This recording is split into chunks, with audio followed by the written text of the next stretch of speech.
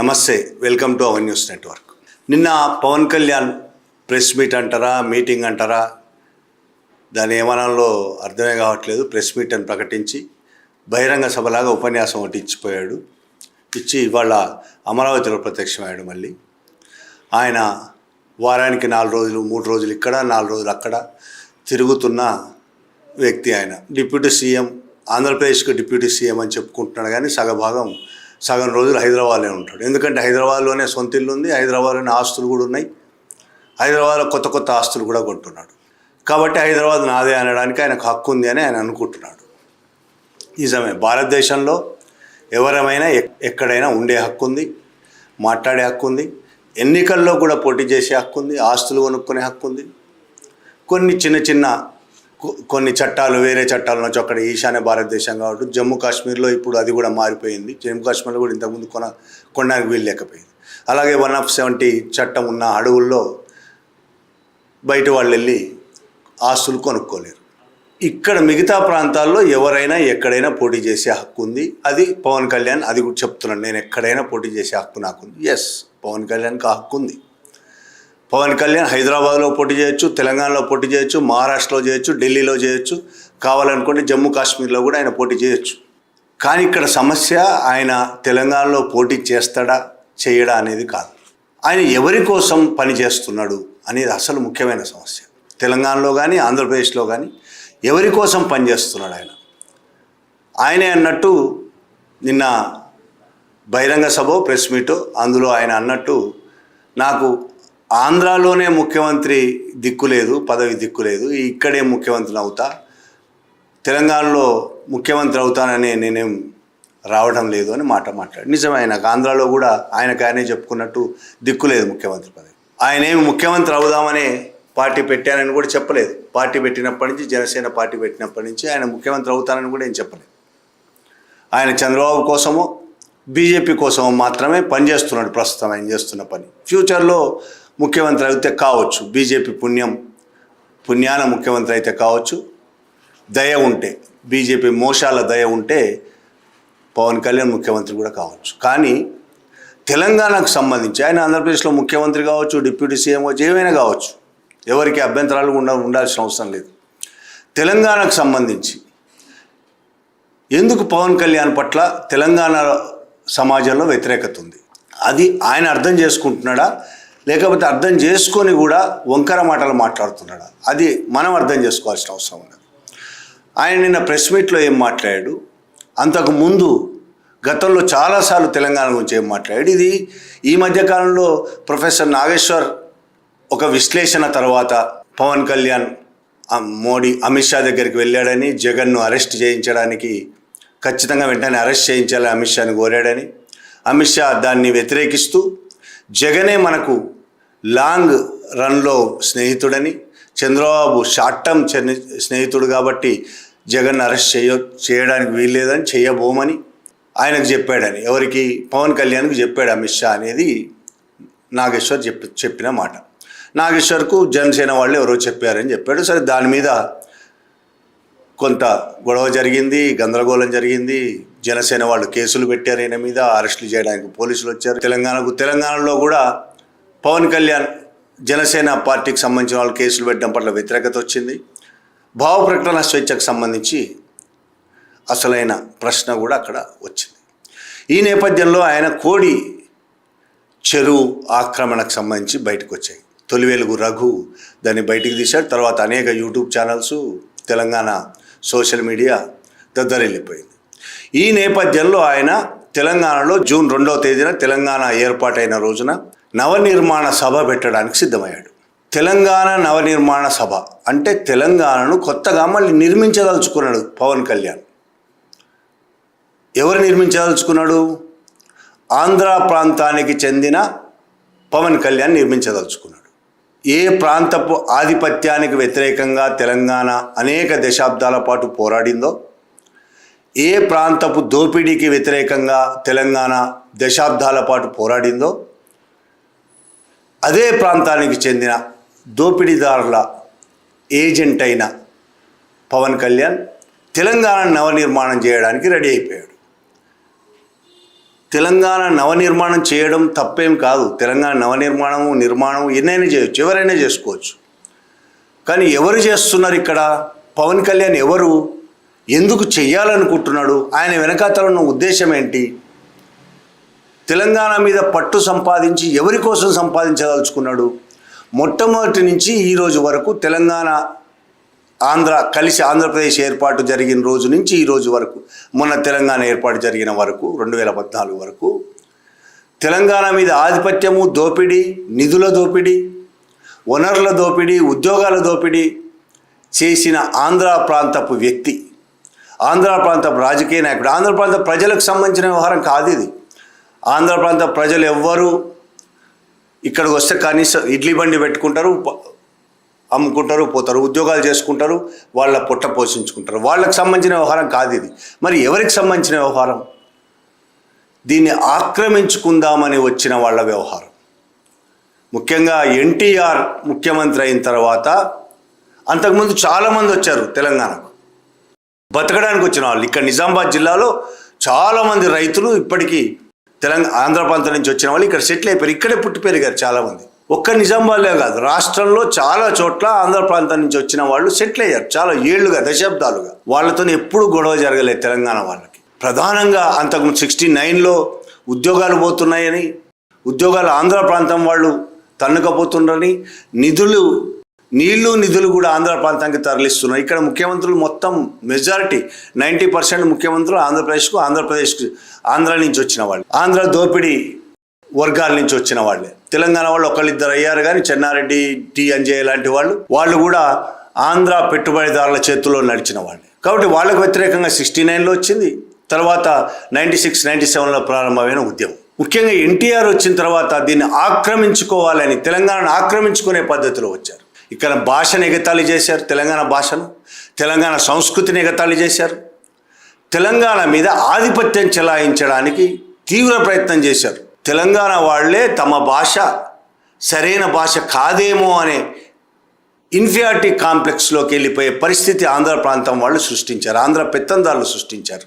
ఆధిపత్య భావజాలంతో ఇక్కడ inferiority complex కలిగించి మీ భాష సరైనది కాదు. ఏ ఉద్యోగాలైనా తీసుకోండి, ఏ శాఖ అయినా తీసుకోండి, ప్రభుత్వ శాఖలు కావచ్చు, ప్రైవేటు వ్యవహారాలు, మీడియానే తీసుకోండి.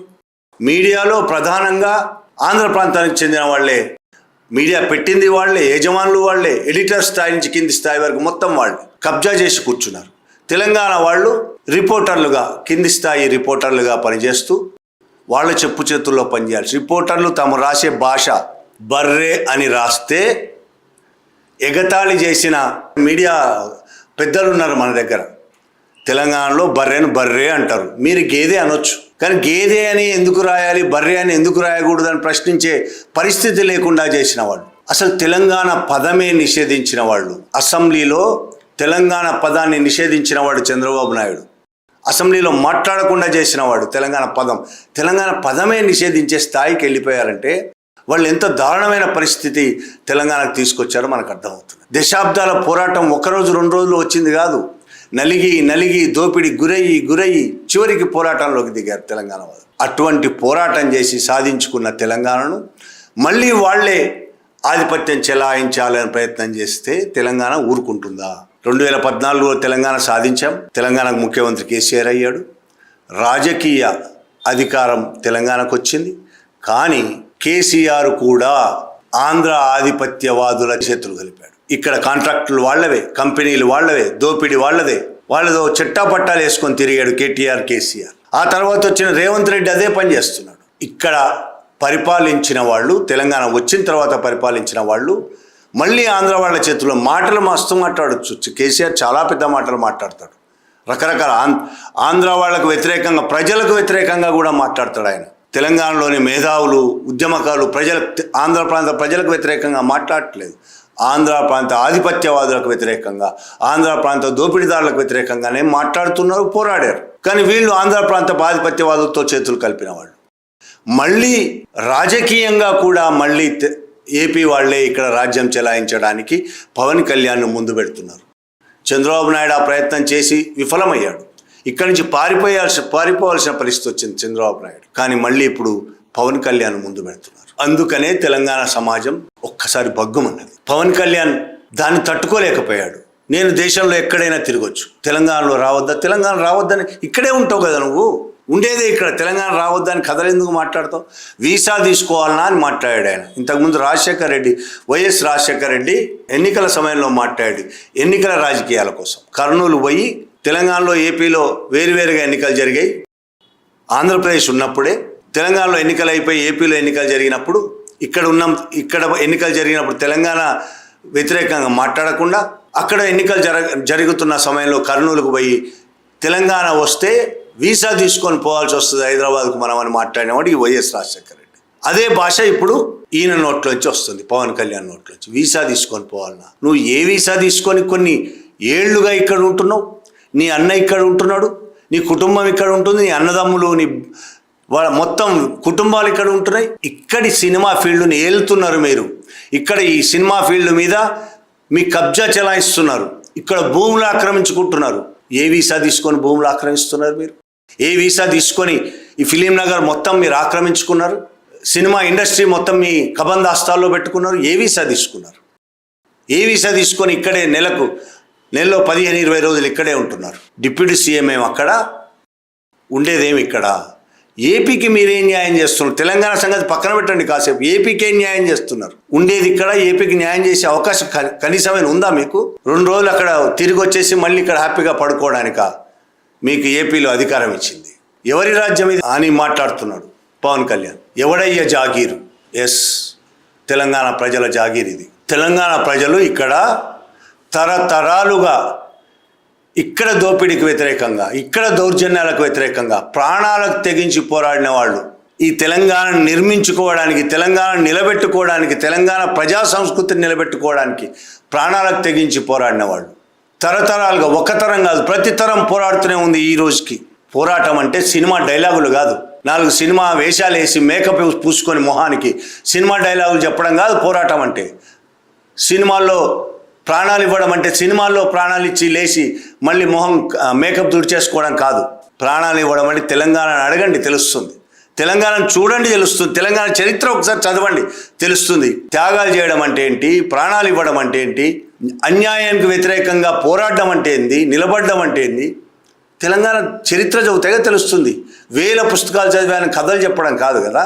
తెలంగాణ సాయుధ పోరాటం, అంతకుముందు సమ్మక్క సారక్కల పోరాటం కాకతీయులకు వ్యతిరేకంగా, తెలంగాణ సాయుధ పోరాటం, దొడ్డి కొమరయ్య అమరత్వం గురించి తెలుసుకోండి ఒకసారి, చాకల ఐలమ్మ గురించి తెలుసుకోండి. ఇక్కడ దొరలకు వ్యతిరేకంగా, దొరలకు నిజాం ప్రభుత్వానికి వ్యతిరేకంగా పోరాడిన పోరాటం మీరుగా చేసింది, ఇక్కడ ప్రజలు చేశారు. కానీ అక్కడి ప్రజలు కూడా సహకరించారు, ఆంధ్ర ప్రజలు కూడా సహకరించారు. కానీ మీలాంటి రాజకీయ నాయకులుగా సహకరించింది. ద్రోహాలు చేసింది మీరు, పోరాటాలు చేసింది మేము తెలంగాణ ప్రజలు. అవును, మా అయ్యలు, మా అమ్మలు, మా తాతలు, మా నానమ్మలు, మా అమ్మమ్మలే ఇక్కడ పోరాటం చేశారు. ఈ రజాకారులకు వ్యతిరేకంగా, నిజాంకు వ్యతిరేకంగా, ఇక్కడ దొరలకు వ్యతిరేకంగా పోరాటం చేసి ప్రాణాలు ఇచ్చిన వాళ్ళు మా వాళ్ళు, మీరు కాదు. మీకు కనీసం పోరాటం అంటే కూడా తెలియదు. బ్రిటిష్ వాళ్ళు పరిపాలిస్తుంటే వాళ్ళకు వ్యతిరేకంగా కనీసం పోరాటం చేసే శక్తి కూడా మీకు లేదు. కానీ ఇక్కడ మేము పోరాడాం, మా తాతలు పోరాడారు. కాబట్టి ఇది మా జాగీరే, మా తెలంగాణ ప్రజల జాగీరే. తెలంగాణ రైతులు, తెలంగాణ కార్మికులు, తెలంగాణ కూలీలు తమ శ్రమతో నిర్మించుకున్న తెలంగాణ ఇది. తమ శ్రమతో, తమ త్యాగాలతో నిర్మించుకున్న తెలంగాణ ఇది. మా జాగీరే, ఖచ్చితంగా మా జాగీర్లే. మా జాగీర్లో మీరు అడుగుపెట్టడం ఏంటని మేము ప్రశ్నించడం లేదు. మా జాగీరి అయినా సరే మీరు రండి, పోటీ చేయండి. మీరు పోటీ చేయొద్దన్నది ఎవరు మిమ్మల్ని? నేను ఇప్పటిదాకా పోటీ చేయాలనే అనుకోలేదు, కానీ ఇప్పుడు ఇక పోటీ చేస్తే ఏం పెద్ద సినిమా డైలాగులా ఇవి? సినిమా అనుకుంటున్నారా? ఇప్పుడు ఇక పోటీ చేస్తా అంటే గతంలో మీరు పోటీ చేయలేదు. 2023 అసెంబ్లీ ఎన్నికల్లో పోటీ చేశారు కదా, ఎందుకు సిగ్గు లేకుండా ఇప్పుడు ఇక పోటీ చేస్తాను కథలు చెప్పడం? 2023లో బీజేపీతో పొత్తు పెట్టుకొని 8 సీట్లు పోటీ చేసి 1 సీటు గెలవకపోవడం పక్కన పెట్టు, 1 సీట్లో డిపాజిట్ అయిన వచ్చిందా? 1 సీట్లో డిపాజిట్ వచ్చిందా? ఒక్కసారి గుర్తు తెచ్చుకోండి. ఎక్కువ రోజులు లేదు, 2026 ఇవాళ. 2023లోనే జరిగిన ఎన్నికల్లో, అసెంబ్లీ ఎన్నికల్లో మీరు చేసిన పోరాటం.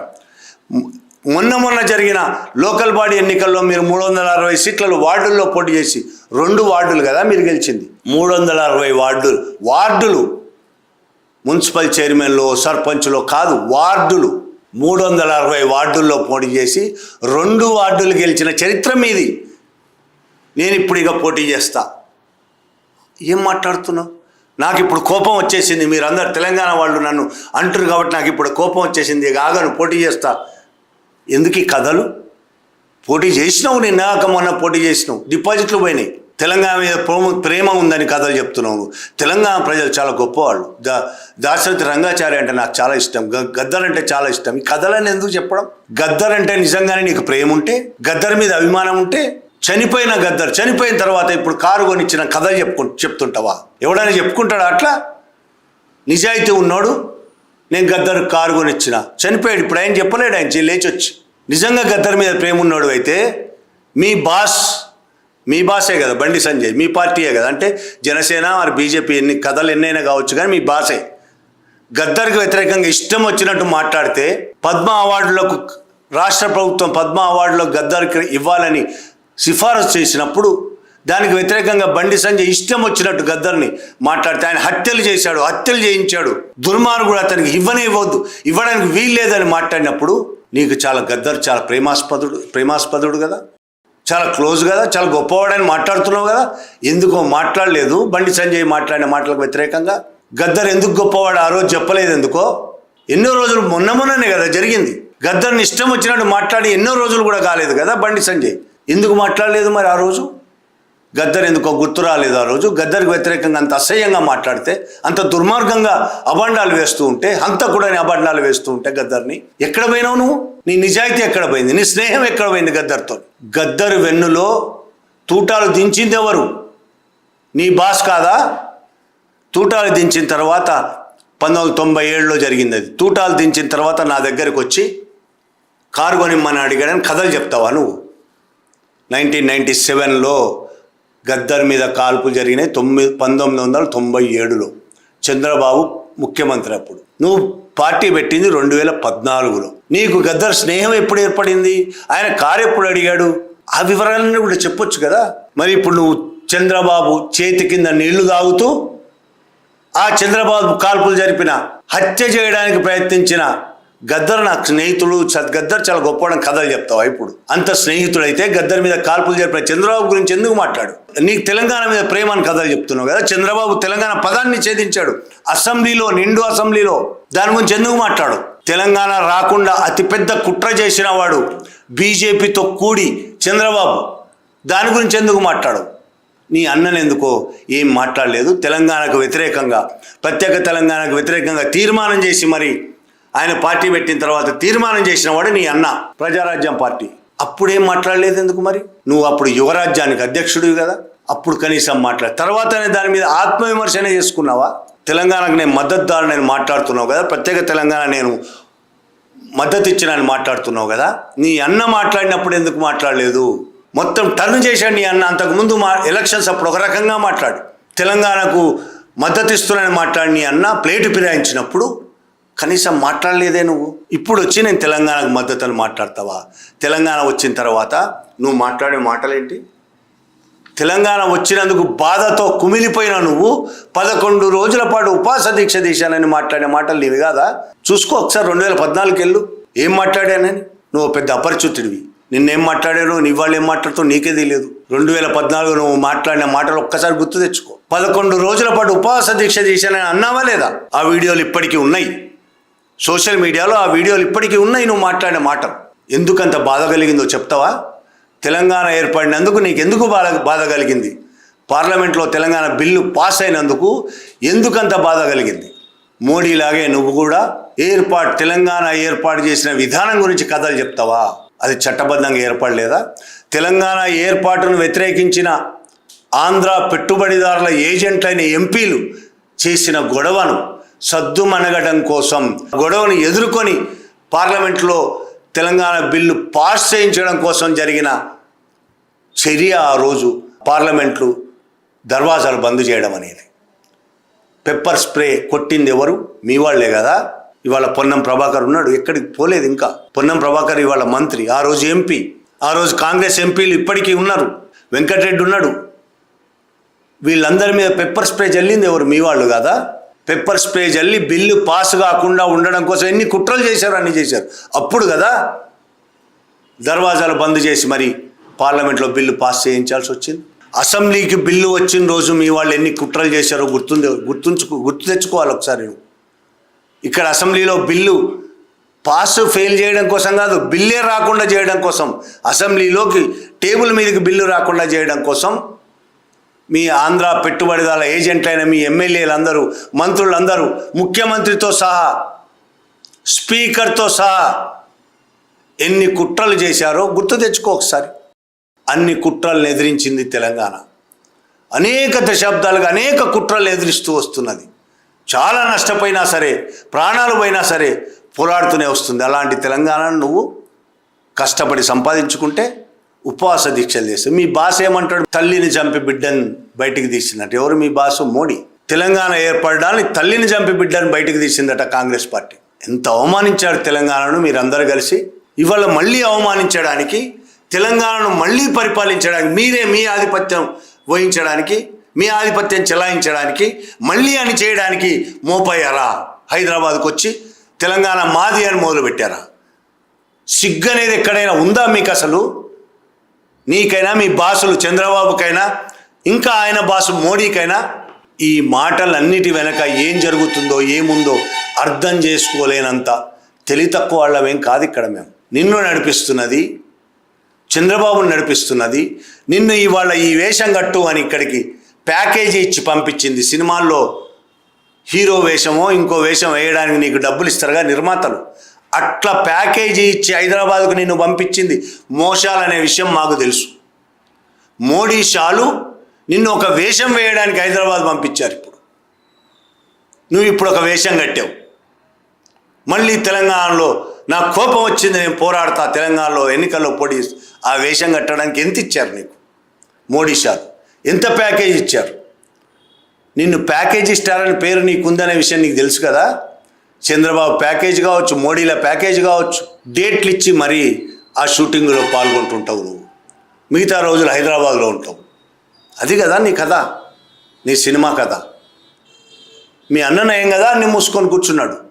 నీకంటే ఎవరికి బానిసత్వం చేయడం కోసం నువ్వు ఈ పని చేస్తున్నావు? ఎవరి జీవితాలు మళ్ళీ నాశనం చేయాలని వచ్చావు తెలంగాణకు. ఇవాళ మోడీ, అమిత్ షాలు చేస్తున్న అతిపెద్ద కుట్రలో ఈయన ఒక పావు, పవన్ కళ్యాణ్ ఒక పావు. చంద్రబాబు పవన్ కళ్యాణ్ కూర్చొని, మొన్న మోడీ తెలంగాణ వచ్చిన రోజు ఆయన చేసిన పని, పవన్ కళ్యాణ్ ఇంటికి పోయాడు పవన్ కళ్యాణ్ కలవడానికి. చంద్రబాబు ఇంటికి పోయాడు చంద్రబాబుని కలవడానికి. ఎందుకు వాళ్ళిద్దరింటికే వెళ్ళాడు? హైదరాబాద్ మీద వీళ్ళు చేస్తున్న కుట్ర ఏంటి? ఏం కుట్ర చేయదలుచుకున్నారు హైదరాబాద్ మీద? తెలంగాణ ఎట్లా మా చేతుల్లోకి రావట్లేదు కాబట్టి ఈయనను అడ్డు పెట్టుకొని తెలంగాణను హస్తగతం చేసుకోవాలని కాషాయ దళం కుట్ర. తెలంగాణ ప్రశాంతంగా ఉంది, ప్రశాంతంగా ఉన్న తెలంగాణ సముద్రంలో విషపు చుక్క వేసి దీన్ని ఇక్కడ గొడవలు పెట్టాలి, హింసను రెచ్చగొట్టాలి. ఇదే కదా మోడీ ప్లాను, అమిత్ షాల ప్లాను.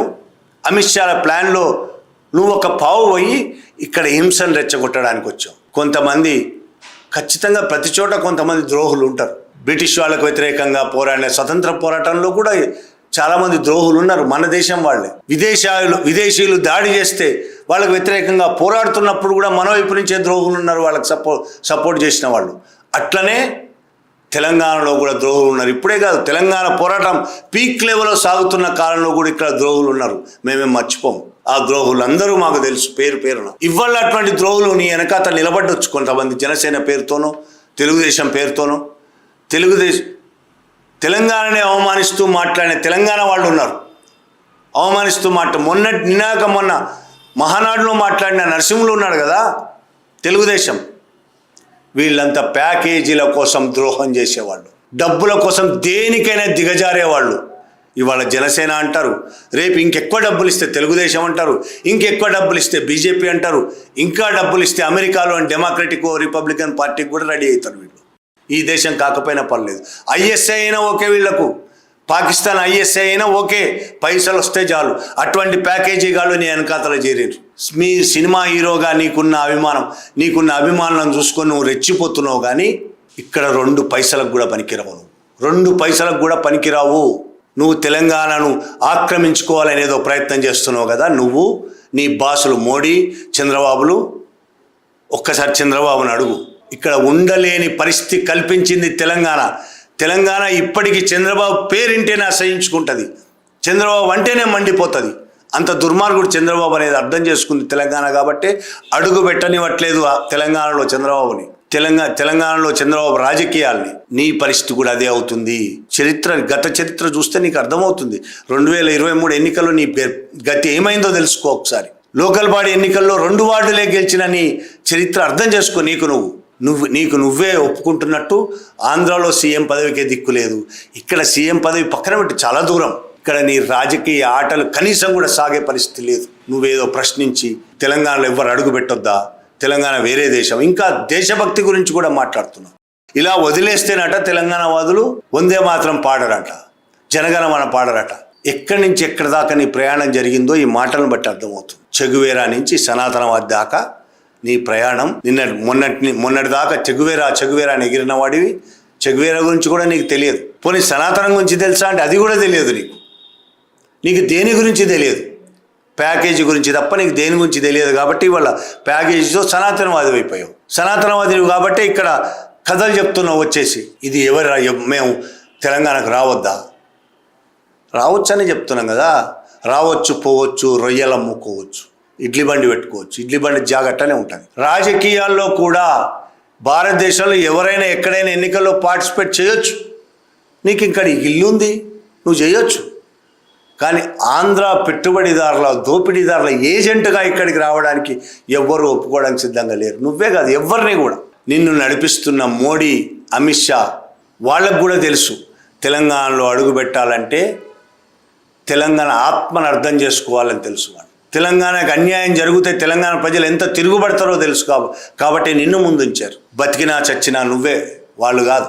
రేపు అధికారంలోకి వస్తే వాళ్ళ గొప్పతనంగా మాట్లాడతారు, ఫెయిల్ అయితే నీది ఫెయిల్యూర్గా మాట్లాడతారు. రేపు వాళ్ళు నిన్ను బలి చేయదలుచుకున్నారు, నిన్ను పావం చేయదలుచుకున్నారు. నువ్వు పావు అవ్వడానికి సిద్ధంగా ఎప్పుడు ఉంటున్నావు. ఆంధ్రప్రదేశ్ రాజకీయాల్లో అదే పనిచేస్తున్నావు, ఇక్కడ అదే పనిచేస్తున్నావు. కానీ తెలంగాణ ప్రజలు వీళ్ళు చాలా విజ్ఞులు, వీళ్ళకు చాలా చరిత్ర ఉన్నది, పురాణ చరిత్ర ఉన్నది, ప్రపంచాన్ని అర్థం చేసుకున్న చరిత్ర ఉన్నది. వీళ్ళు నిన్ను, నీ బాసులైన చంద్రబాబుని, మోడీలను అర్థం చేసుకున్నారు. మిమ్మల్ని ఇక్కడ అడుగు పెట్టకుండా చేసే శక్తి ఈ తెలంగాణకు ఉన్నది. ఇప్పటికైనా ఇటువంటి పనికిమాలిన మాటలు మానేసి నిజంగా ప్రజలకు ఏమైనా సేవ చేయదలుచుకుంటే, ఆంధ్రప్రదేశ్లో చాలా సమస్యలున్నాయి. ఇప్పటికే నువ్వు అక్కడ డిప్యూటీ సీఎం అనే విషయం మర్చిపోతున్నావు. పదే పదే నీకు గుర్తు చేయాల్సి వస్తుంది. అక్కడ చాలా సమస్యలు కొట్టుమిట్టాడుతున్నారు సమస్యలతో. ఆ సమస్యలను పరిష్కరించడానికి కనీసం కొద్దిగైనా నీ షూటింగ్ సమయంలో 5% అయినా దాని మీద పనిచేస్తే మంచిది. Thank you very much.